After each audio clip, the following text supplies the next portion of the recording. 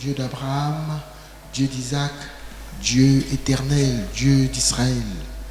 Nous te remercions infiniment pour la grâce que nous avons d'être rassemblés cet après-midi pour la cause de l'Évangile, parce que nous avons soif du royaume de Dieu, parce que nous avons soif du baptême du Saint-Esprit. Nous te remercions parce que tu as dit dans ta parole que ton épouse s'est elle-même préparée. Et Seigneur Jésus-Christ, nous venons pour nous préparer pour ce grand départ. Grand Jéhovah, nous prions que tu sois avec nous, que tu accomplisses ta parole quand tu avais dit que tu serais avec nous et même en nous. Mets-moi de côté, Seigneur Jésus, et viens parler à ton peuple. Viens tous nous parler, Seigneur Jésus-Christ, comme tu avais parlé au travers de Pierre le jour de la Pentecôte. Bénis la parole de Dieu que nous allons lire. Et Seigneur Jésus, que toute la gloire ne revienne qu'à toi. Au nom du Seigneur Jésus, bénis tous les efforts qui ont été faits par mon frère, ma soeur. Et pardonne nos manquements, Seigneur Jésus-Christ. Nous essayons de faire, nous voudrions faire le bien, mais nous n'arrivons pas, Seigneur Jésus-Christ. Mais nous croyons que Père éternel, toi tu es là, Père éternel, pour que nous puissions parvenir à la perfection. Selon qu'il est écrit, soyez parfaits, comme votre Père céleste est parfait. Que béni sois-tu de toute éternité au nom du Seigneur Jésus-Christ. Amen. Alors, on va prendre le psaume premier.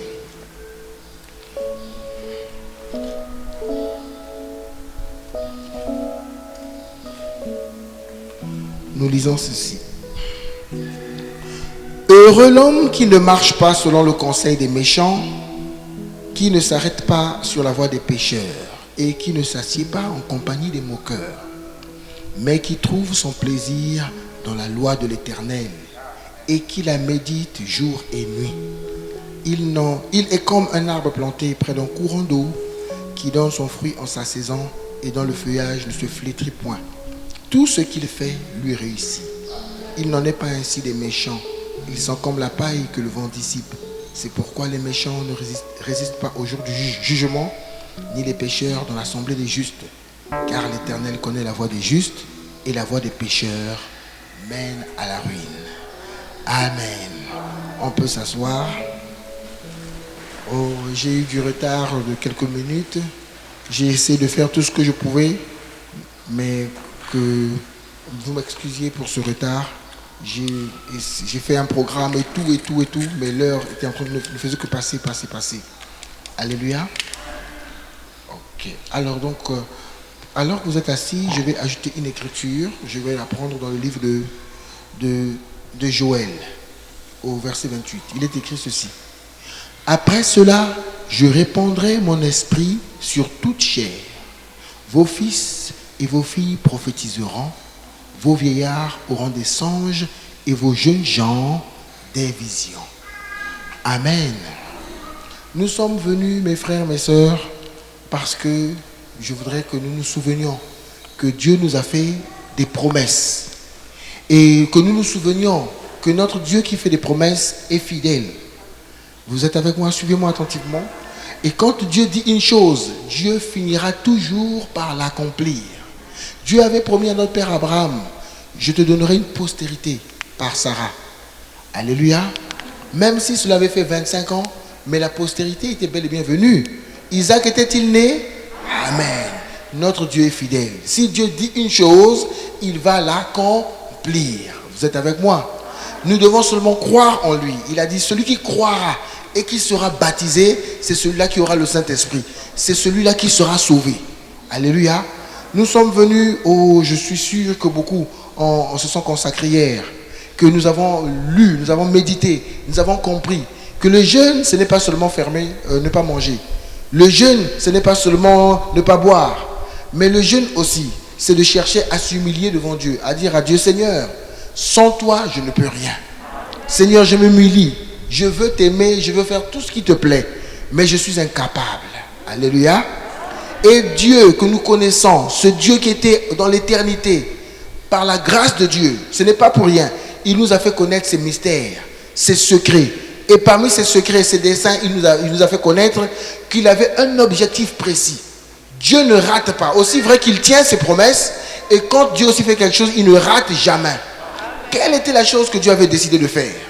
C'était qu'il devait habiter dans l'homme. Alléluia. Pensez-vous que Dieu va rater cela? Jamais. Il a déjà fait. Il nous a promis, il a dit dans les derniers jours, je répandrai mon esprit sur toute chair. Et nous avons vu le jour de la Pentecôte que nos pères dans la foi avaient bel et bien reçu le Saint-Esprit. Vous êtes avec moi l'église? Ils avaient marché avec Dieu. Ils avaient vu Dieu. Dieu avait accompli son premier dessein. C'était de lui-même se révéler à l'homme. Jusqu'au point où Dieu était devenu un homme. Dieu a vécu avec les hommes. Et tout le monde maintenant, ceux qui en avaient la révélation, savaient. Voilà comment est Dieu. Voilà le visage de Dieu. Croyez-vous que le visage de Jésus-Christ est le visage de Dieu? Amen. Croyez-vous que la taille du Seigneur Jésus-Christ est la taille de Dieu? Vous êtes avec moi l'église? Et ce même Jésus-Christ, avec ce visage, avec cette taille, c'est lui qui guérissait les malades. C'est lui qui pardonnait les pécheurs. C'est lui qui appelait les publicains. C'est lui qui ouvrait les yeux des aveugles. Mes frères, et ce Jésus, malgré qu'il y avait Pierre, malgré qu'il y avait Zachée, malgré qu'il y avait Marie de Magdala, malgré qu'il y avait la pécheresse, malgré qu'il y avait le Matthieu, le collecteur des impôts, Jésus, lui, ne regardait pas à eux. Lui, il regardait à son plan. Lui, il regardait à sa promesse, à sa volonté. Quel était le mystère de la volonté de Dieu? C'était d'habiter dans l'homme. Malgré ces gens-là qui étaient des pécheurs, il avait décidé que moi je dois mourir afin que je puisse désormais habiter dans l'homme et accomplir mon second dessein. Vous êtes avec moi à l'église? Ce que je dis, je le dis pour que vous sachiez que la volonté parfaite de Dieu est que Dieu puisse habiter dans vous. Ça ne dépend ni de vous, ni de moi, mais ça dépend de lui. Quelle est la vraie volonté de Dieu? Vous savez que notre manière de naître, c'est la volonté permissive. Vous êtes avec moi? C'est sûr que par les médicaments et toutes ces choses, ce n'est pas la volonté parfaite de Dieu. Alléluia.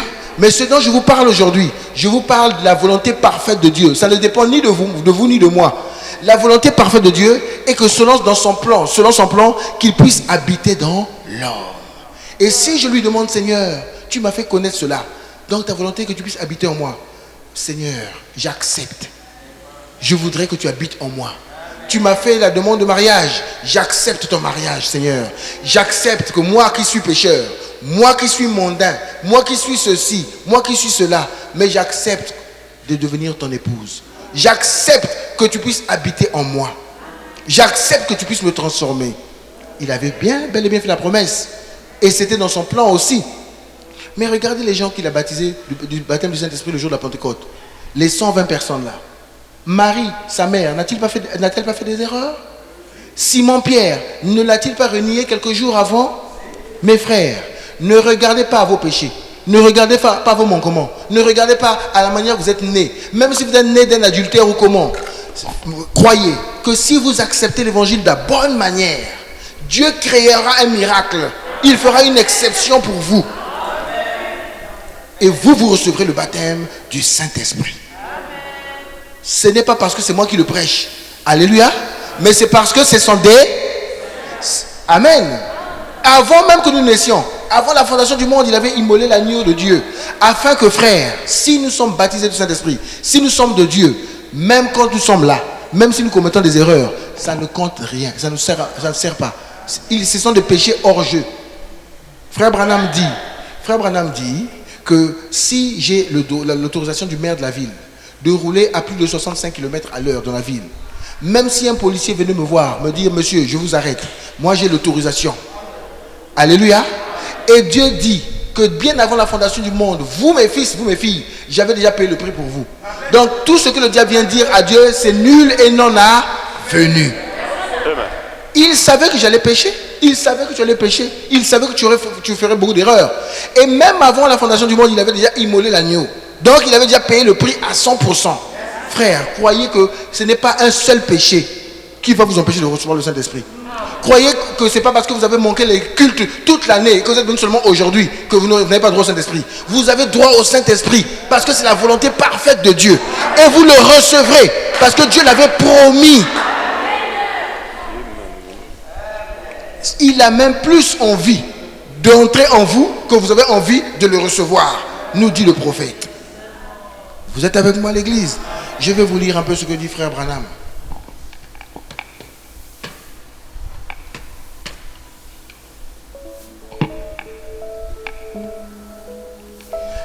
Qu'est-ce que le prophète nous dit?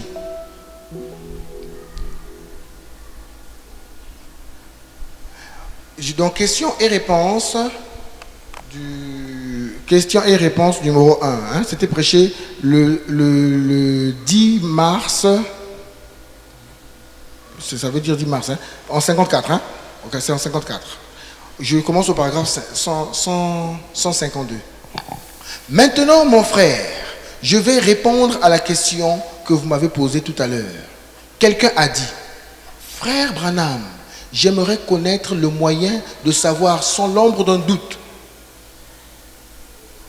de pouvoir déclarer cet homme a le Saint-Esprit parce qu'il a fait ceci, ou cette femme a le Saint-Esprit parce qu'elle a fait cela. Vous comprenez la question qu'on lui pose? Frère Branham, non, je ne veux pas taper à côté. Je veux être sûr que cette sœur a le Saint-Esprit. Je veux être sûr que ce frère a le Saint-Esprit. Je veux être sûr que ce frère là-bas a le Saint-Esprit. Frère Branham, réponds-nous. La réponse de frère Branham, il dit, il n'y a absolument aucun moyen pour vous de le savoir. C'est vrai. Il n'y a absolument aucun moyen pour vous de le savoir. Dieu en est le juge. Nous ne devons pas juger. Voyez, Contentez-vous de prêcher l'évangile, de vivre. Pourquoi je lis cette citation?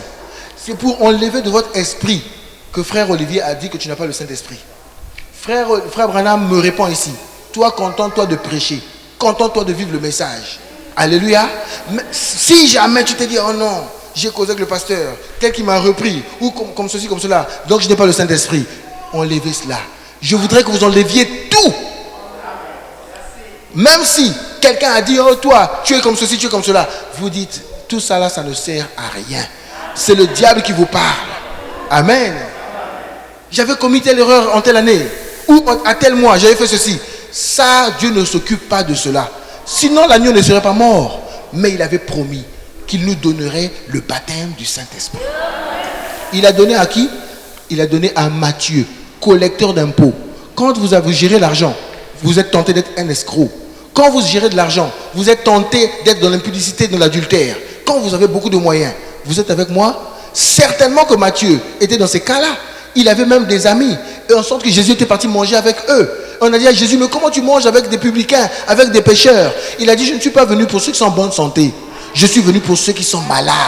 C'est ça mon plan. Mon plan, je suis venu pour leur montrer que moi, Dieu, j'ai permis. Si tu as péché, si tu as commis adultère, si tu as menti, c'est Dieu qui a permis cela. Pour que tu puisses expérimenter son amour. Si tu sens que tu as de l'amour pour Dieu dans ton cœur, dis Seigneur, je ne voulais pas le faire. J'ai eu tort de le faire. Je suis sale, j'ai honte de moi. Mais Seigneur, toi-même tu as voulu, tu as promis. Et je crois que tu m'as prédestiné à recevoir le Saint-Esprit. La preuve, mais écoute toi-même ce que tu es en train de me dire. Est-ce que le pape connaît ça? Est-ce que certains Américains connaissent cela? Est-ce que dans l'Inde, dans des endroits reculés, beaucoup ne connaissent même pas ça? Mais moi, tu m'as donné de connaître le mystère caché, bien avant la fondation du monde. Et dans ce mystère, tu me fais savoir que ton plan, le deuxième dessein, c'était que tu habites en moi. Seigneur, alors, accomplis ta parole. Fais ce que tu veux. Amen. Et croyez que si vous avez péché, si vous avez fait n'importe quoi, que Dieu aime ça. Vous avez fait quelque chose de grave. Ok? Vous avez fait n'importe quoi. Mais Dieu veut seulement que maintenant que vous êtes là, que vous l'aimiez. Vous dites, Seigneur, je regrette ce que j'ai fait. Je te promets par la grâce de toi. Si tu ne me donnes pas le Saint-Esprit, je n'arriverai pas. Mais je ne veux pas que toi, tu puisses être toujours attristé par mon comportement, par mon langage, par mes fréquentations, par mes attitudes. Seigneur, fais l'incroyable. Fais le miracle. Et ton prophète a dit que le Saint-Esprit nous a été donné pour que les je ne peux pas s'arrêtent. Seigneur, je ne veux pas les à peu près. Paul a dit, ce n'est plus moi qui vis. C'est Christ qui vit en moi. Mais si c'est Christ qui vit en moi, est-ce que Christ va fumer? Est-ce que Christ va pécher? Seigneur, mais toi-même, tu m'as créé de manière à ce que toi, tu dois habiter en moi. Vous m'avez suivi l'église. Vous m'avez compris l'église. Ce n'est pas moi. Ça ne dépend même pas de vous. C'est lui-même qui veut. Mais il veut seulement que vous puissiez croire. Vous m'avez suivi? Vous m'avez compris? À l'étage, il y a 50 chaises. Ou environ 47 chaises par rapport au nombre que vous êtes. Vous allez monter. Comme dans la chambre haute. Vous allez monter là-bas. Vous allez dire, Seigneur, je suis venu pour que tu me donnes le Saint-Esprit. Vous allez dire, Seigneur, vraiment, j'ai compris que le Saint-Esprit, c'est Dieu lui-même en moi. Et je ne veux pas l'à peu près. Quand je regarde ma vie, je trouve que non, ce n'est pas une vie digne de l'évangile. Vous êtes avec moi? Quand vous allez monter là-bas tout à l'heure, écoutez une chose que frère Branham nous dit. Vous vous rappelez d'Enoch, non? On en a parlé. Enoch, Élie, Jésus, tous savaient qu'ils étaient agréables à Dieu. Quel est le Saint-Esprit que j'ai? Parfois demain je doute, aujourd'hui je doute. Vous êtes avec moi? Seigneur, je ne veux plus les à peu près. Je veux que toi, tu me dises que j'ai le véritable Saint-Esprit. Je ne veux plus que ce soit le pasteur qui dise. Je ne veux pas que ce soit les voisins ou mes amis. Je ne veux pas que ce soit ma femme ou n'importe qui. Je veux avoir ton témoignage. Je veux devenir témoin. Les apôtres ont dit, nous sommes témoins de sa résurrection. Nous sommes témoins qu'il est ressuscité parce qu'il vit en nous. Et je vous dis, ces apôtres-là, avant qu'ils ne reçoivent le Saint-Esprit, frère Branham dit, ils étaient peureux. Ils étaient montés de la chambre haute le jour de la Pentecôte parce qu'ils avaient peur. Dites, Seigneur, moi je monte là, je monte avec toute la peur.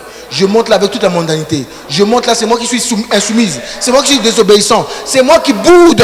Je boude contre l'église. Je boude contre le message. Je boude contre mes parents. Je boude contre l'État. Je suis pagailleur. Seigneur, mais je monte là.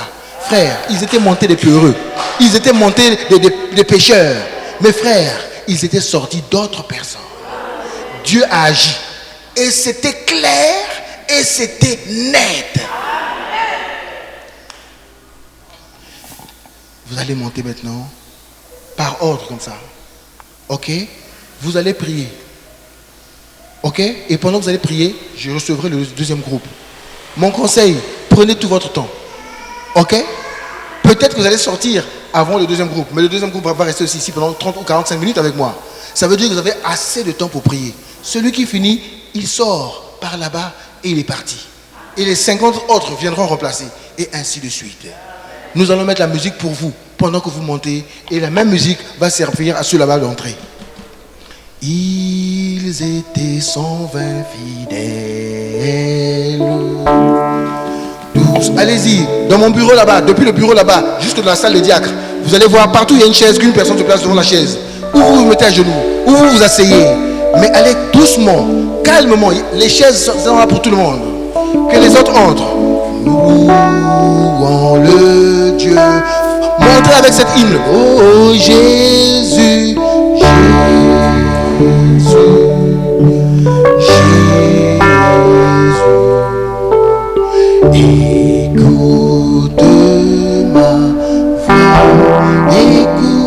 ma voix, en bénissant notre Maître. Ne m'oublie pas, oh Jésus, Seigneur, oh mon Jésus. Tout le haut là-bas, le bureau des diacres, le bureau des administrateurs, la salle de réunion, tout ça c'est pour vous.